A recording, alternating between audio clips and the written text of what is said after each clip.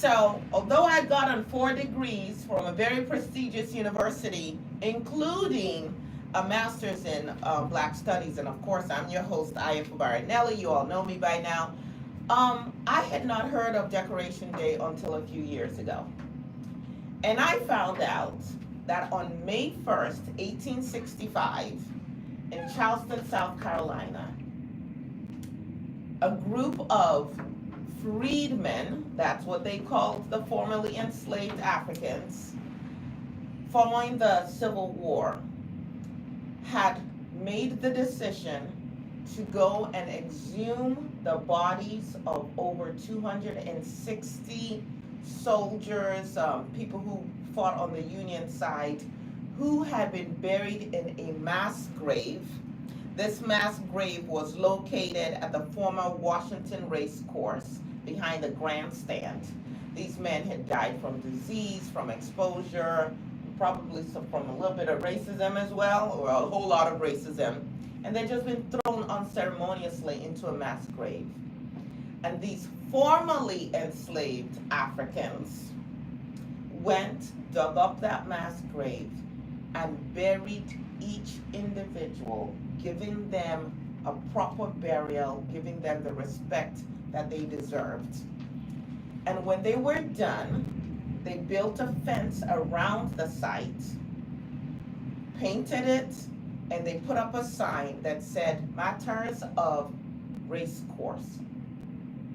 And then on May 1st, 1865, over 10,000 Black people, African people, including 3,000 Black school children and some white allies, some of them were veterans of the war, but these were formerly enslaved Black people, marched around that area where they had reburied all of these heroes, would you say? They sang songs, they sang spiritual songs, they prayed, and at the end of it, they had a celebratory outing. You know, people brought food and they celebrated and they remembered. And I know one of our guests today is going to break this down a little bit more for us. But that was basically the origin of what we now call Memorial Day. And so they continued this tradition each year. And in 1868, General John Logan, in Nigeria we like to say Johnny come lately, Johnny come lately shows up, and he decides, well, he was the head of the Union Veterans Group, and he decides we should have something that allows us to memorialize our dead and those who fought. And so, copying the concept of Decoration Day, which the formerly enslaved Africans had begun, they started a form of recognition, and that's what was formally recognized, and that was the genesis of Memorial Day. Having said that, let me introduce my guest to you this morning. I have with me the man who made all of this possible, Baba Tunde. Baba Tunde, I was minding my business. I was actually driving to the airport when I took his call, and he's like, I thought he said, would I cover for him? He had to do an interview with the radio station. Would I cover for him? And I was honored to do so, because as you hear more about this man, this warrior, this cultural memory keeper, you understand why I respect you so much, why I'm so inspired by you. So when he said, will you do this? I'm just like, wow, if he even thought to ask me, of course I'll do it. I know what I was saying yes to, and then I called the station manager, and I'm talking to the station manager, and it looked like we had our wires crossed. Because he says, well, what day would you like to do the show, and what will you call the show? And I said, what are you talking about? When is the show? And I'll see which one of those dates I can fit in my schedule. And then I said, you know what? Let me go back and talk to Baba Tunde. I'll get back to you. Long story short, that's how I became the host of Rethinking Freedom. You had that belief in me, and I thank you. Babatunde is a man in my community who needs no introduction from those who are aware.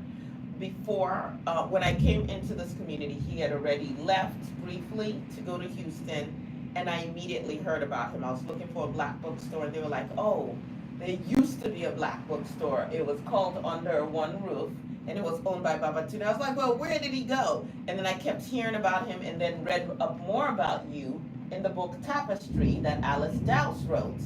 And I'm like, wow, I can't believe I missed him.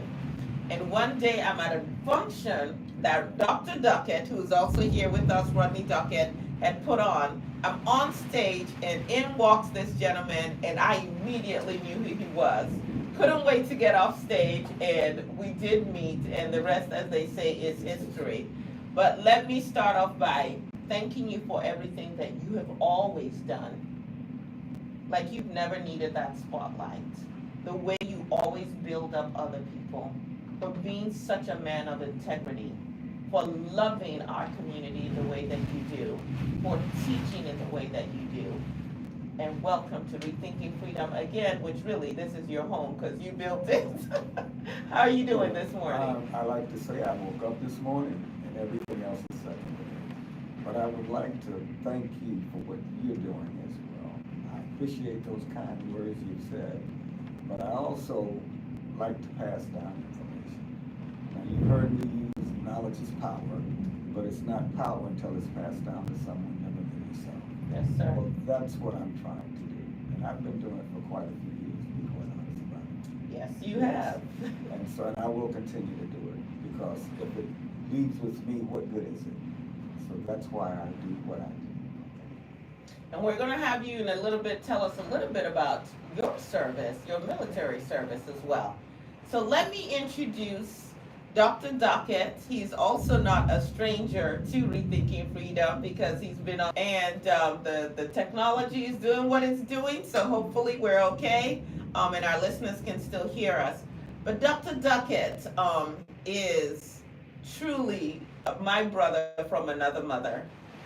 We got introduced by two amazing men in our community who are also community builders, who have blazed trails, Horace Grace and Roscoe Harrison. And we actually met on a different show on PBS called Focus. And as we started to talk and commune with one another, I said, this is a man who he's not just talking, he's doing the work. He is a veteran as well, and he's going to share a little bit about what he did in the military and what he's been doing since then. But he's also a distinguished family nurse practitioner, holding a Doctor of Nursing Practice degree and boasting over 30 years in the healthcare field. Because with, black folks, we don't crack. You can't guess none of our ages, trust me. He serves our community in a variety of capacities, but the one that I really want to hone in on is that he founded Impact Outreach, which is a nonprofit organization dedicated to mentoring adolescents who are transitioning from the juvenile justice system. And I don't think I have to belabor how important that kind of work is. And by the way, that he needs help. Always. That we need more people who are not just saying, oh, what's happening with this generation, but who are actually getting down and up, because our kids are everywhere, but getting wherever our young people are and walking alongside them and supporting them. And I see what you do for our young men in this community. I see how you serve all our youth, but really the boys who are in your mentoring program, what you're doing is a template for what we should all be doing. And I want to thank you for your service and your love for our people as well. And welcome to Rethinking Freedom. Thank you. I appreciate that. First of all, I have to say this, the lights were flickering when you called my name, so I don't know what that means. It has to be some omen. But no, I will always say I don't stand on the shoulders. I stand on the heart of Babatunde, because he was the originator of a lot of what I've done. I just took the playbook and I just ran with it. And that name again is Dr. Rodney Duckett, in case the lights flashing. Yeah, that was kind of interesting. Everything just kind of blinked for a moment here. So, I started off by telling this story about Decoration Day and how that led to Memorial Day. Dr. Duckett, you want to add anything to that? Ooh, so I guess I'm gonna go ahead and swing for the bats real first.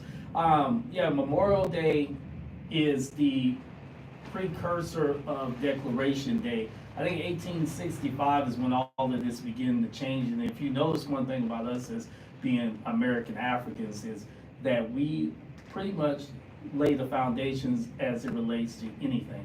So think about this at this time. Now, we're talking about Charleston, South Carolina.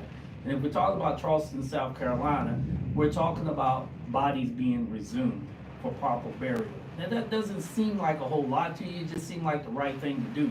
But at that time in Charleston, Carolina, the one thing that was prevalent in that time was the Gullah Geechee people of that time. If you know anything about Gullah Geechee people, they are a spiritual divinity-based people. And a lot of their practices were in that of what we've been watching today on the movie screen that everybody's been so controversial about, and that's the movie Sinners. So again, as you're listening to this, and before you begin to call the radio station and say, why is he talking about sinners? A lot of what you see and a lot of what you hear as it relates to Charleston, Carolina, the resuming, the reburial of their bodies and the spiritual practice is this. They were actually practicing a little bit of that hoodoo that we run away from. And I say that for this specific reason right here. When we say that people were reading from the Bibles and prayers, you got to think of 1865, Charleston, South Carolina. The illiterate rate was probably about 95%. And most of the blacks that were able to read at that time probably didn't even truly understand what they were reading. So guess what they were doing? They were resorting back to what was natural for them at that time. One thing that we forget, a lot of practices that's happened on the spiritual component when it deals with the ancestors in slavery is to release them from captivity because a lot of slaves died as slaves. So that's what they were doing during that time, releasing them from captivity so the ancestors can be free. Wow, that is powerful. And I really thank you for always delving deeper and sharing that information. And some of you are still skeptical because, once we've never heard something and you get new information, no, it would. Listen, go look up a book by Dwight Blight, I believe is his name. And we'll also, on the YouTube side in our description, we'll include a link to that book. And you can read it up for yourself. I know we're in an era where we're banning books and we don't want to teach real history and all of that, but it is so important that we remember. And so for me on this Memorial Day, it's not just about remembering the brave acts of our servicemen and women, although I've got to say as an African, some of those acts were in furtherance of oppression of other people, so let's just keep it real. But it's also about, for me, a call for us to remember who we are and reconnect to our roots, our culture, our sense of spirituality. So, Baba Tunde, I know that you served. Would you like to share a little bit about your service, what that meant, and anything else you'd like to share on this Memorial Day? I'd like to add something to what we just finished speaking about that may have been left out. I'm not absolutely sure. But those 260 soldiers, they were Union POWs in Confederacy prison camps. Yes, it was a Confederate Right, prison camp. absolutely. Yes. And they never said what race they were. That I don't remember seeing that anywhere. Mhm. More than likely, they may have been black. But at any rate, a little something about my background and my military experience. Okay, I was drafted in 1969. I did basic training. 1969. Yeah, 1969. And here he is looking like he's about 40 years old. I was like, my brain scrambled for a second, like, what? Wait a second. I wasn't born. What is he talking about? Whatever you do, the next show is going to be how to look good at any age. I appreciate that. I take it as a compliment. Yes, but I came in 1969. Within 6 to 7 months, I was in Vietnam. Wow. Yes, in 69 and 70. I was in units. I don't want to go into too much, but at any rate, I'm a veteran of Vietnam. Also Desert Storm. I was at Desert Storm as well. I'm a retired first sergeant. I did 24 years in the military. Okay. And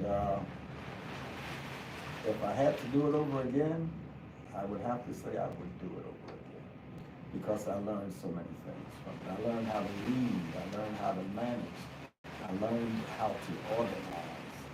And what I did when I got out of the military, actually I opened a business before I got out of the military. And I used those particular things to run my business, but I modified it where it fitted my needs. Not exactly what they taught me, but like I said, I modified it to fit my needs, and it worked. So when I did open up business, I knew how to manage, I knew how to organize, I knew how to do all those things, because I had learned it in the military. One of the other things that they taught me quite well was to recognize your enemy, to know your enemy. And I learned that quite well. I even used that because we have enemies in America. I mean, we just have to accept it, and we have to work with it. And so, but that's my background in the military. I guess I have nothing else to say about the background. All right. How about you, Dr. Duncan? Oh my goodness, I had a pretty storied history as far as military, because I got a family lineage that goes all the way beyond the Civil War. So, my father was 3 times Vietnam veteran. He couldn't make his mind up, so he kept re-enlisting and going back to Vietnam. I have a few uncles that served in World War II, World War I, and Korean War as well too. And then I got some Civil War fighters that was there. Most of them were disbanded and moved into what we call Muskogee, Oklahoma, and most of them actually went into what's called Mexico at that time, because at the time when they got to Oklahoma, they were still practicing slavery, and most of them heard about free land into Mexico, so they decided to go to Mexico by way of Highway 35, which didn't exist at that time, to Old Mexico. So my military career started back in 1990. I didn't know exactly what I wanted to do, so I just walked into a recruiter's office and decided to sign up for anything that they gave me. I've done all 3: Desert Storm, Desert Shield, Provide Comfort. Also was Somalia, Mogadishu, during Black Hawk Down. Yep. And then OIF too. I was an OIF, and I went back as a government contractor as well too, because I had a commander that said you need to go ahead and drop that green uniform and get in these civies. So I went back there for 5 years and really enjoyed my stint doing that. So. Wow. So this wasn't even part of what I was going to ask you all, because one of the things that I do want us to talk about is in remembering, what is it that we as a community should be doing now to make sure that we are teaching our young people, particularly since the schools are not going to do it. Mm-hmm. And at any rate, we should never have expected our enemies to teach our children what they need to be able to survive. But I'm very curious about this, because we live in an area where we have a lot of military. We're right next to Fort Cavazos, a lot of veterans. And I see a lot of veterans who are very much indoctrinated into this blind American patriotism and American exceptionalism. Mm-hmm. And when I talk to the two of you, you are very much grounded in who you are as black men of African, you are people of African descent. What is it about your experiences? Babatunde, you were talking about, I learned what they had to teach me, but then I adapted it, I made it fit into my needs. What is it that enabled both of you to still keep a sense of who you are as African men, as opposed to just waving the American flag and that's all you think about and that's all you stand for? If you would. Well, I can honestly say, when I opened Under One Roof, and it was mostly predominantly books, and the books were based on African American consciousness. They were about us, for us, and I began to read. Every book that came through that door, I would read. And the reason I did that is I wanted to be able to discuss every book I had on my walls with anybody that came into that store. And during that process, I began to absorb information like never before. all of a sudden I wanted everybody to hear what I had learned. Mm. I had commercials on television. I know Rodney remembers. I had commercials on television. I was unapologetic, and I said what I wanted to say. And let me tell you, it was information. It was educational. Instead of waiting for the schools to do it, I did it. And I did it through, matter of fact, young people today see me. They were 2, 3 years old, 5 years old. They remember the commercials. I had a quote, which most people are saying, you know, to whom you give your money is to whom you give your power. You have taught my sons that too. Now they say it. To whom you give your money is to whom you give your power. Yes. And so at any rate, during that period, as I said, I just absorbed information. I mean, I wanted to know everything that I could learn about us. I didn't care what they said. I was concerned about what we were learning to teach and what we learned as a people. And to this day, that's all I do. I mean, I get pushback, believe me, not from black people, of course. Of course. You know, and forget it. Is that miseducation of the Negro? That's it. Yes. The Carter G. Woodson. Yes. And actually, speaking of that, that was the first book I read that came to the store. Okay, y'all heard it. Go get a copy of Miseducation of the Negro by Carter G. Woodson. By Carter G. Woodson, and you will understand a lot of things on why we are in the condition mentally that we're in. It's been, you know, as you said, education has been weaponized. We know that. And right now, we're going through a period where they're going to re-erase our history. That's what's coming. Not that they gave it to us in the first place, but right now, this is what's about to happen in America. And we have to be ready for it. There's a blueprint already there for us. Our ancestors have left us a blueprint. And we have to look at it, and some things may not work, but there's a lot of things within that blueprint that will work. And for instance, education. I mean, that's where we started out historically, black colleges. We had segregated schools, but the teachers weren't segregated. I mean, probably weren't segregated. And so those, actually, I went, my first 4 years. Excellent. Yes, my first 4 years of education was in segregated schools in North Carolina.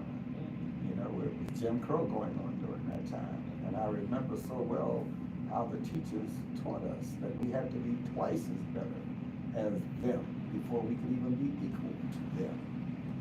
You know, and they taught us true history, even though the curriculum, which is, it wasn't the best, you know, but at any rate, you know, we had the books with Jack and Jill and all those different white children with the picket fence and the dogs and, you know, the cars. And they had one black person within those books, and it was called Little Black Sambo. A little black boy running around with a bone in his nose and a braid in his hair. And this is not ancient history. No, This is not ancient history. No, it's not. And so that's the image that we were, you know, educated with by seeing those images. It makes a difference in what we think. The image is probably stronger than the word. Absolutely, because we see so much of it. Everything we see in America is based on their image. When I came out of school, I had an inferiority complex. I really did. Because of how we were taught. Everything I saw, everything we talked about was them. We got very little of our history, and then when they gave it, it was just like that gone. I hope that those of you listening are just pausing for a second to hear that. Because we often don't have these very honest conversations about what the psychological impact is of the education. You know, I have friends who want to send their young children to these schools where they're the only black person or the only person of color in the schools. But you know, it's supposedly a great school or a prestigious school. And I'm of the mindset at this stage in my life that I'm no longer interested in using my children as battering rams, you know, to quote unquote desegregate any space or whatever. Because there's a whole other, okay, you got an A, you open some, but there's a whole other indoctrination that takes place. And so when they are younger, I definitely want them in spaces where they are affirmed, where they can see people who look like them, where they can see people who look like them in positions of power. And once the foundation is built, then they can go out into other spaces that are hostile. But at that point, my prayers and hope is and from the actions we've taken, that they're fortified enough to still know who they are and to still be grounded in who they are. So with your military career, how is it that, I mean, I know you served in Somalia and places like that, but others have too. But how is it that you are so African centered? I think the realization is, like, going back to Wababatunde, under one roof has been a pillar here. And my first babysitter was books, because my mother was a librarian. So Wow. you knew where I was at all the time. There was no babysitter, it was a book. I could not tell On the iPad? No iPad. No? Go to the No shelf. video game? No. Here's how You this missed out. here's how this thing went down. If I ever told my mother I was bored at work, she'll give me 160,000 reasons why I shouldn't be bored. It was called a book. So they were my babysitters. And anytime I didn't understand anything, I had this uncle named Webster. And I had to go to No Webster. kidding, Webster, Yeah. not the dictionary. Oh, I'm sorry, go ahead. I had to go. So gravitating to his bookstore was something that was like almost natural. It's like I was looking for that beacon to bring me to a bookstore. My military career, what kept me grounded was this. I had a family member that served, and when he came back to the United States, he had a horrible story. He was a decorated soldier. He came back and he got beaten down by Atlanta, Georgia in his military uniform. That lets me know that no matter what service you do, no matter how decorated you are, at the end of the day, it's the color that they see. It's not the uniform. Imagine this being a decorated soldier and someone sees your color before your awards and accolades that you have on your chest. Probably people that didn't even serve to begin with, more than likely. So, but at the end of the day, patriotism sometimes is not as real as what we think. So that kind of kept me grounded. And then also being in the military, being around different people that I've actually experienced in the military, and then also seeing race within the military. Now, it wasn't probably as bad as when Babatunde came through. Yeah. Really? Yeah, but it was there. It was there. Was it there? It was there. It was there. Oh, A lot of promotions, a lot of speaking your mind. My military career was checkered with me always getting in trouble because I didn't fit the status quo. I didn't fit the status quo when, a black woman was told about her hair was not in regulations, and a white woman's hair would not be in regulations too. But it was just a simple fact that she couldn't wear her hair in the natural state. She had to go burn her roots, so to speak. So I would be the one that didn't understand that. I think braids look befitting for her, because majority of the times the white women in the military wanted the same hairdo as a black woman to begin with. So again, that was one of my little fightbacks that I've always had within the military, and then also just the acknowledging of the status quo of how they would downplay a lot of things. It was cool to talk to me about sports. It was cool to talk to me about entertainment, but when it came down to anything like politics or anything, oh, you on that race thing. Even though they played they created the race card. Exactly. That's what I said. I'm like, we were Exactly. minding our We business. always You say, created the race They card. own the whole deck, They owned, not just the card. They own created the and whole deck. owned the whole deck. Yeah. Yes, sir. Yeah. Yes, sir. Yes, sir. I think at some other point we should delve more into what the experiences have been of Black people, African people in the military. I know at one point I was talking to Horace Grace, who who served as well, very, very well known in our community, and he was talking about being in Vietnam I was gonna say. when he heard the news of Dr. Martin Luther King being killed, and the reaction, but how you needed to keep your cool so you could live, and get back to your family. Did you want to say anything about that? Yes, Okay. that's one of the things I was gonna mention, about when he mentioned racism in the Okay, military. okay. In Vietnam, we had what they call hoochies, is what we lived in, okay? And they had Hoochies? hooch, that's what Hoochie, it was mhm. called. Okay, because young people Not listening to hoochies this, now. then I was gonna say young Not the people same listening to thing. this and be like, Not the well, hooch. dang. That's a living quarter. Okay, I'm glad. quarter. Okay, I'm glad you. I'm glad you But clarified that. anyway, on each side of the street, they would have them, lined up. Mhm. On one side was nothing but Caucasians, on the other side was blacks. And do you know, we fought each other just about every day and fought the same war, fighting in the same war. Every day we had problems, truly. This was in Vietnam, Yeah. during a war. Yeah. So it didn't leave. Yeah. It travels with us. It did the same thing. As a matter of fact, I had some things I wanted to talk about. Ron said about some things about his ancestry. And I'd like to quote Frederick Douglass. Once let the black man get upon his person the brass letter, U.S. Let him get an eagle on the button and a musket on his shoulder and bullets in his pocket. There is no power on earth that can deny that he has earned the right to citizenship. Frederick Douglass. Wow. Well, we can go all the way back to Crispus Attucks, can't we? Yes, we can. And again, if that name is a name you've never heard before, Yes, you need to go to a bookstore. The black man has fought in every war on the soil of America, to include the American Revolution. The first person to die within that revolution was a black man. Shedding our blood, yes, sir. By the end of the Civil War, roughly 179,000 black men, 10% of the Union Army, served as soldiers in the U.S. Army, and another 19,000 served in the Navy. Nearly 40,000 black soldiers died over the course of the war. 30,000 of infections or disease. The mortality rate among black soldiers was significantly higher than that of white soldiers. Okay. So today, I honor the forgotten ones, which was ours. Yes. I hope no one finds this sacrilegious or offensive.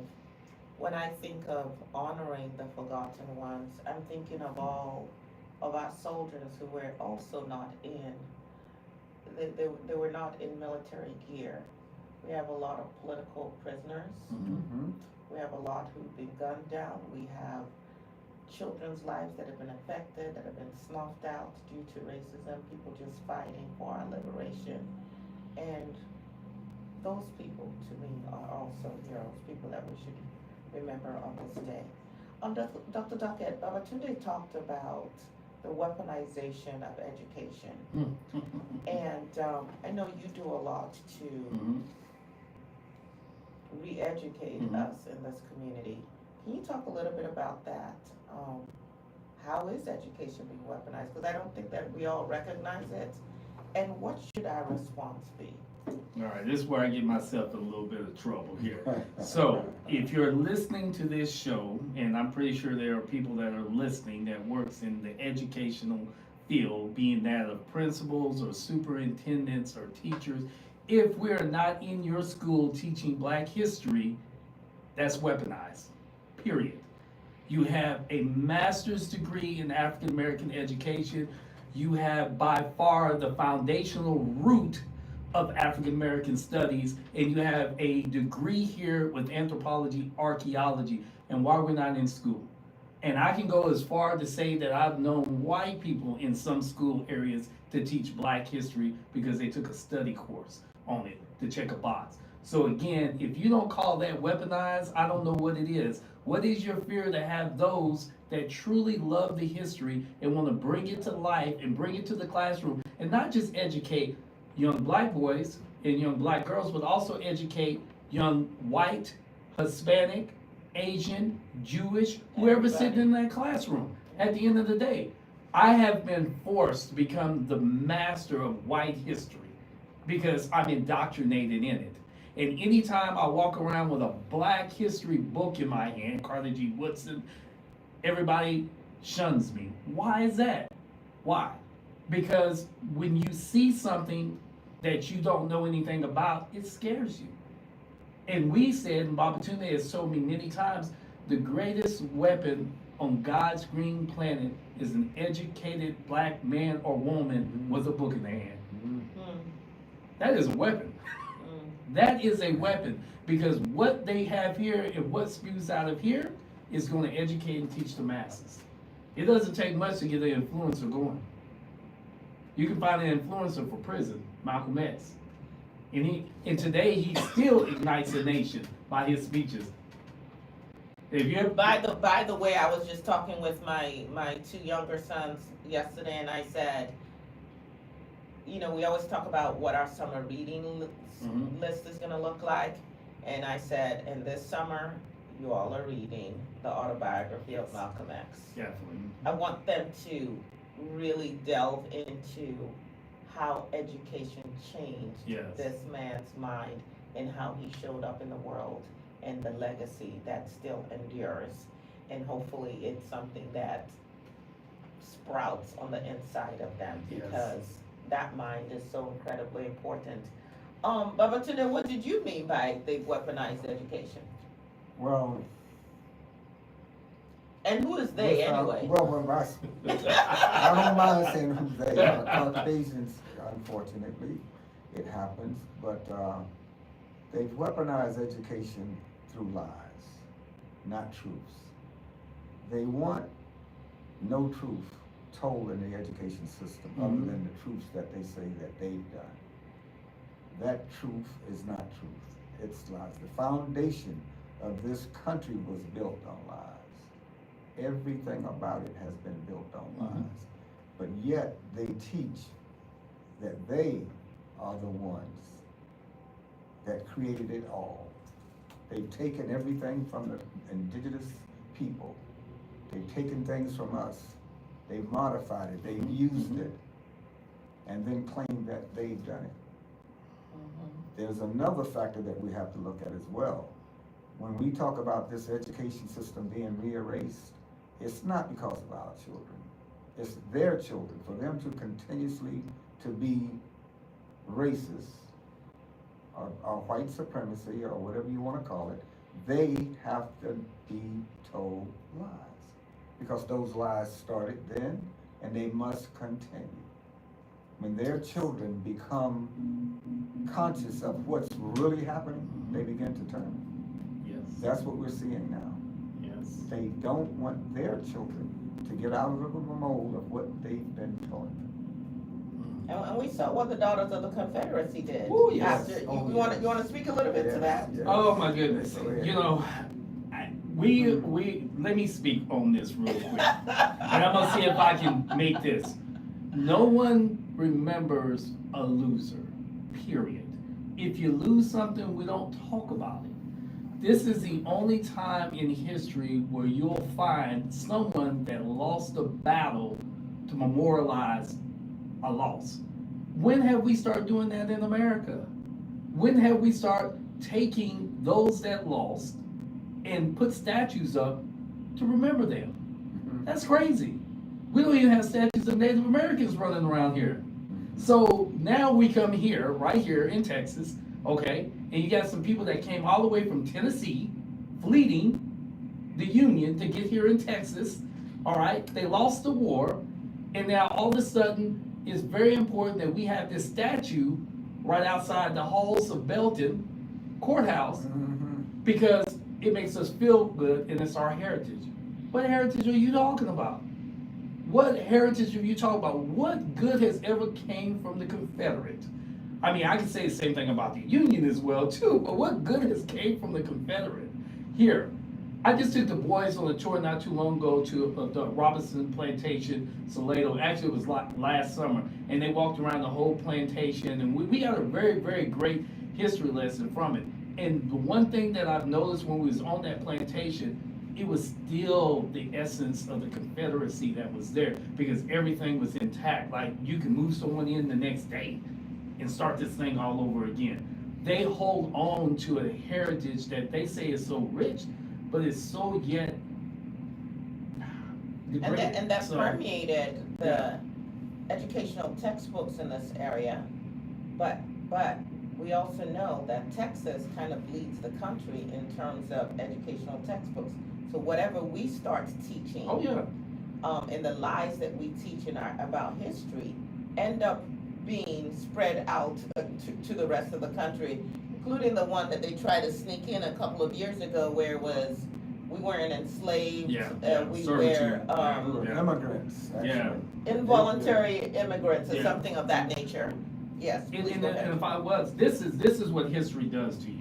Okay, now, we can say our history is removed by somewhere close to 100 years. 1963, we're approaching 100 years. We'll round that number off. And a lot of things happen within the 100 years. But let's talk about something less than 50 years ago. We just had last Wednesday, our president pretty much erased apartheid with the South. Who's president? I don't claim that felon in chief. I don't know who you're talking about. The Who are you South talking African about? president, the South African president showing him what he says in his country about so-called refugees, and everybody's got this like, oh my God, why would they do that to anybody? And it's like, this is less than 50 years ago, apartheid. Go get Trevor Noah's book, Born in Born in Crime. crime. Oh my Yeah. goodness, he'll teach you about apartheid. Trevor, I know you're probably not listening, but if you're listening, you gotta come on to Aya's show and teach them about apartheid. Yeah, So, yeah. yeah. Which was learned from America. Oh, Which most we've learned definitely. from America. Most But definitely. it's so crazy Yeah. that you're gonna point fingers, lies anyway, against Ramaphosa and the South African government when you and your administration are doing worse to black people and Right. others right here. Exactly. And Canceling consent decrees, canceling programs that were supposed to make people whole who have sewage flowing into their backyards, erasing history in so many different ways, going on your websites and making sure no one can see any person of color or Yeah. women, as a matter of fact, who've done anything substantial and then I mean, the way they've gutted or continue to attempt to Whitewash. gut the federal exactly. And so again, for those of you who are going, well, I don't know if I can believe these black people talking. There's a book by James Lowen that's called Lies My Teacher Taught Me. Mhm. I have 2 copies of that book, and I get copies frequently, and I just give it to someone who's challenging things because they don't want to learn. Let me Get that interject- book as well. let me Yes, interject please, go something ahead. on that. Yeah. The images that Trump had in his hand, Lies. Yes. it was lies. Lies. That was in a That wasn't even whole- South Africa. That was wasn't- Congo. That's correct. And in Congo, oh, that's my man. That's because he's an important man. Yes, he is. But really, and it was in a whole different area, and it wasn't white people, from what I'm understanding. No. Well, but here's the thing is, so let's say white people, and we're not going to do a whole history of South Africa, but let's say there have been some white farmers who have been unalived, as they will say, who've lost their lives. What level of violence did the Dutch and the British visit on the indigenous Africans? All through Africa, but let's talk about Southern Africa, let's talk about South Africa. Mhm. How do you come in and then have this land grab because you have these guns and bullets that dispossess the people of their land? 70% of it. Yes. The most fertile land. Yes, over that actually. Push people into wastelands the same way you did to the Native Americans until they found oil, and then even that you had to come and take. And then turn around generations later and go, well, no, we own this land. We're not giving you back your land. And if you say that in terms of equality, there should be some redistribution of the land, then whoa, you are attacking us, Yeah. and we are now refugees. I say, listen, all of y'all leave South Africa. Leave. Don't nobody buy the land. Leave the land, go. Yeah, come to America. Yeah. And let us have our land Yeah, back. yeah, and if you really watch it, and it goes based off of what we're talking about, how everything is weaponized. It is weaponized now. Even listening to the rhetoric that was said about looking for those immigrants to assimilate back into society, which was the rhetoric that was used. So assimilate, meaning that someone that looks like us, that can blend in, that can speak the language and know the culture, but also that can vote the way we want them to vote, type thing. While you're simultaneously kicking out Haitians, Venezuelans, everybody that doesn't look like you. But you know what? We are the global majority. Oh, there's I no mean, doubt. people don't realize this because, particularly in this country, I was born here but left, and when I came back and I heard I was supposed to be a minority, it didn't really make sense to me because across the globe, non-white people are the majority. And so to take on this, I'm a minority and become minor and all you're thinking and doing is crazy. So, with the time that we have left, there are people listening. Maybe they're excited, maybe they're not so excited. But there are always going to be a few who are saying, okay, where do I start? Yes. In terms, I didn't learn this. I'm hearing some things for the very first time and I'm 50, 60, 70 years old. I put my children in school and I trust that they're going to be educated there. What advice would you give to parents, to guardians, to that woman in the neighborhood whose children just assemble at her house, or as a matter of fact, that brother who takes young people under their wing? What advice would you give? I'll start with you, Dr. Duckett. Yeah, the advice that I would give, if with children, I would make it more habitual than anything else. So I think his name, and we both know him, Freddie Taylor, urban intellectual. He has those deck of cards.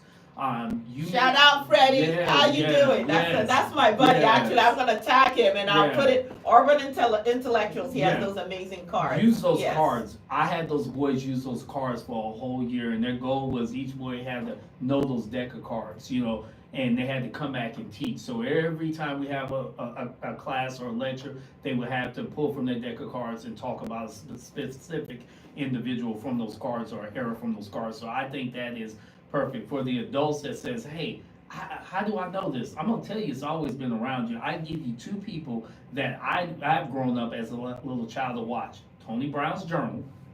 Now, most of y'all guys know Tony Brown's Journal. It is still on YouTube. Now that I said that, Elon Musk is going to pull it off, but it's on YouTube. Go to Tony Brown's Journal and then look them up there. You have them all from Dr. Chancellor Williams, from John Henry Clark, Ivan Studemer. You have Dr. Francis Wesley. All of them are on there. Levester Velt Middleton is another one that had great interviews that was there. I would start with those, and then from there you can fan out, because those guys were central, and they were PBS, by the way, so they were centrally located. PBS and NPR that are being attacked right now. Yes, they are. By the orangutan felon in chief in the White House. We can't run for political office. No. I've been done for. People still ask, and I'm like, you must not know the ads they will make about me. You must not know, but it's okay because we don't want the truth. How about you, Matunde? Okay. Well, when I first started the business, I started a mentorship program for young black men between the ages of 5 and 13. And the name that I carry is a result of what I was doing then, Babatunde, which means the Father returns, and or the return of the Father. And I was teaching. And that's Yoruba. It's Yoruba, yes, Yes. it is. It's Yes. Yoruba, yes. And but I was teaching these young men how to become better fathers. And so every time I heard Babatunde, it told me what I was here to do, was to teach our children. That's where our future lies, in them. Until we begin to teach our children about their future and the things that's coming, the things that's past, nothing will change. That's why it's so important that Europeans have control of our education. It's not about us, it's about our children. It's about our children because they represent the future. So how do we change this? First of all, I've written some quotes down. I love quotes. Our lives begin to end the day we become silent about things that don't, that's right, that matter. Never let the fear of striking out keep you from playing the game. Tell me, and I forget. Teach me, and I remember. Involve me, and I learn. And that's what we have to do with our children. They have to be involved. They have to be able to see things positive about themselves. Unfortunately, we too often look at the negative things about our children. But that's a small percentage, believe it or not. There's another, you've heard me say the African proverb, you know, when a man or woman is coming towards you, you need not say, come here. Well, that's what we want to do with our children. We've got to embrace the ones that's coming towards us as well.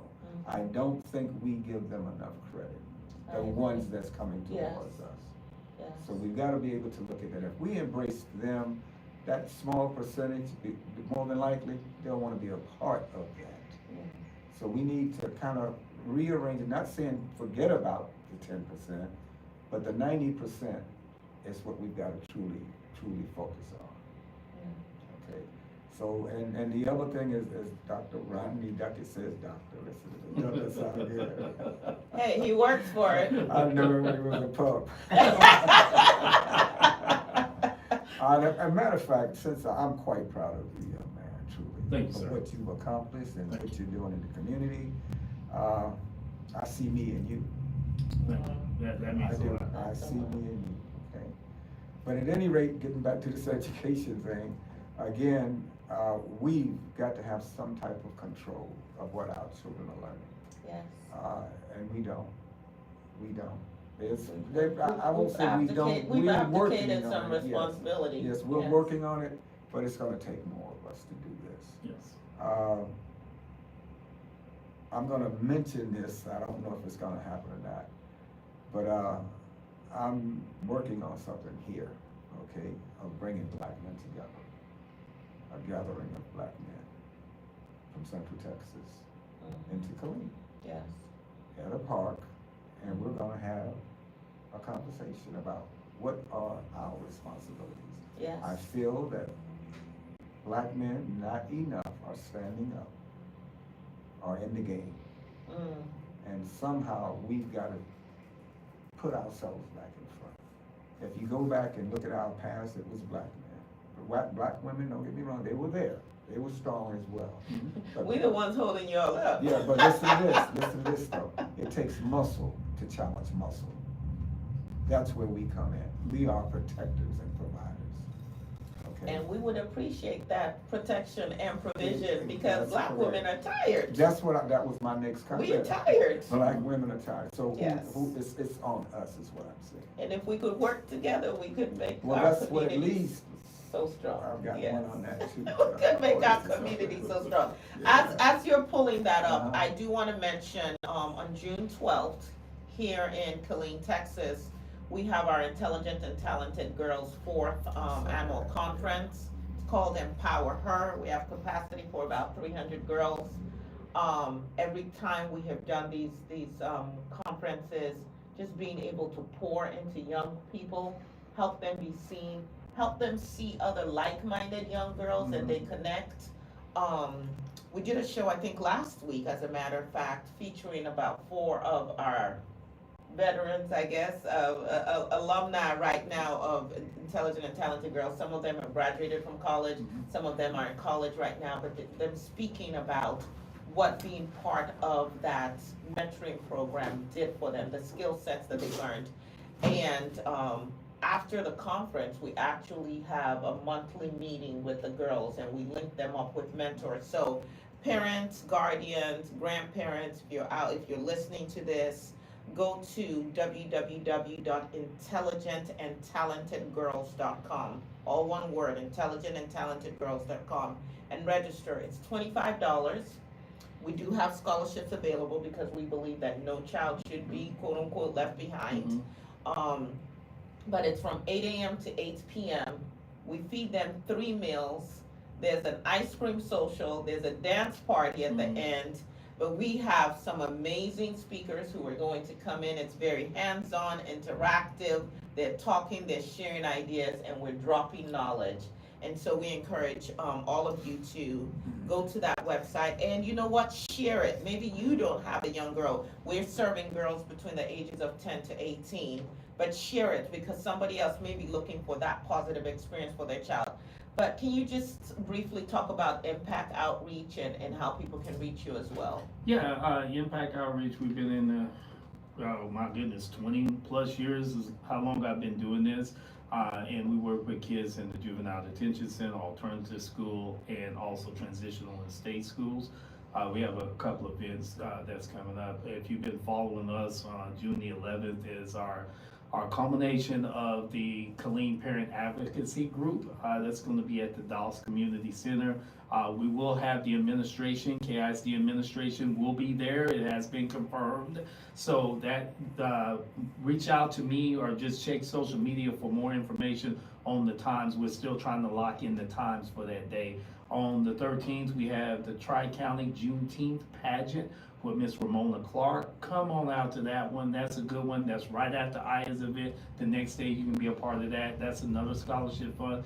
And this is not your traditional pageants where, you know, you have these little cutesy little girls. A lot of these girls overcome a lot of fear to walk across that stage and give their speech. And then on June the 18th, we have our Juneteenth Sunset Eve ceremony at Bell County Museum in honor of Roscoe Harrison's auditorium. Yes. One of our speakers is going to be there, Babatunde, and then we have Dr. George Harrison that will also be there. And then the boys, it's not ran by me, it's ran by the boys, the Heritage Legacy curators, so come out to that. So, and all this information, if you follow me on social media, you can get that at Rod Duck, or you can go to LinkedIn, Rodney Duckett, or you can just email me at impactwithoutthetimpac outreach@gmail.com. Thank you very much. So there's a lot going on in the community. Yeah. Any final words? We've got a couple of minutes here. Talking about what we need to do in the future, okay? Mm-hmm. And as I said, I just went through and I started looking for quotes and chosen the quotes that I thought would apply to what we're doing. And here's another one, possibly the last one I have here. As our men heal, our women heal. As our women heal, our men heal. As both heal, our children heal. As children heal, our future will heal. Well, I think that's where we end today's show. I mean, it says it all, and that just really resonated with me. Because we do need to heal. Yeah, we do. Absolutely. No doubt. We need to remember health. We need to remember love. We need to remember peace and togetherness and unity on this Memorial Day. I want to thank you, Dr. Duckett. Always a pleasure. You know I love you, my brother. And I want to thank you, Babatunde, because you are truly a father to me and so many. Yes. And I'm so grateful that I finally got to meet you, and it wasn't just reading and hearing about you. You make my life better. Thank you. I'm quite proud of you. Thank you. I'm blushing like a little girl. Thank you, Daddy. Well, and to all our listeners, those of you who watch us on YouTube, those of us who download the podcast, thank you. Keep listening, keep sharing, and we'll see you next week. Mike's come. You did it. I mean, this is what legacy looks like. Yeah. Yeah. This is what legacy looks like. Thank you. I hope I'm gonna have some young people have something decent to say They're gonna about me. They're not talking about Memorial Day. Oh, we did. We gave them history. Yeah. History. That was the key to it. They don't know. Yeah. They're gonna